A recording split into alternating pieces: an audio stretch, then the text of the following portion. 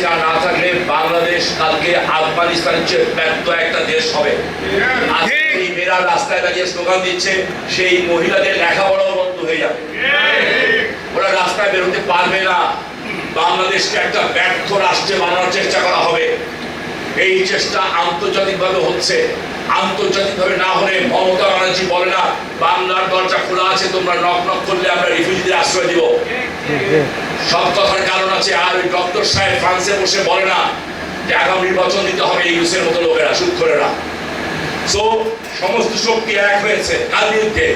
জাতির পিতা কন্যা শেখ হাসিনার বিরুদ্ধে। আমরা বলতে চাই, ৭১ বহু বড় বড় শক্তি আসছিল। এই আমাদের ভাইরা মুক্তিযোদ্ধা, এরা যুদ্ধ করে দেশ জয় করে দিয়েছিল। তারা গোলালা বন্দুকও দেখেনি, তখন গোলালা বন্দুকও দেখা নাই। আমরা তো বহুত বন্দুক দেখছি, তারা দেখা নাই। এবারও তারা এক হয়েছে, কিন্তু আসুক ইনশাল্লাহ।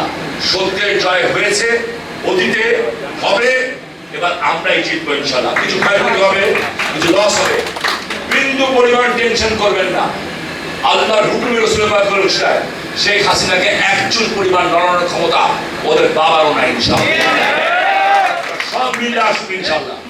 শুধু আমরা প্রস্তুতি রাখি, যাতে আমরা ঢাকা পর্যন্ত যাইতে পারি। শিয়া বাটার ও ভিটামিন ই সমৃদ্ধ lily glam beauty soap. Lily, always be beautiful.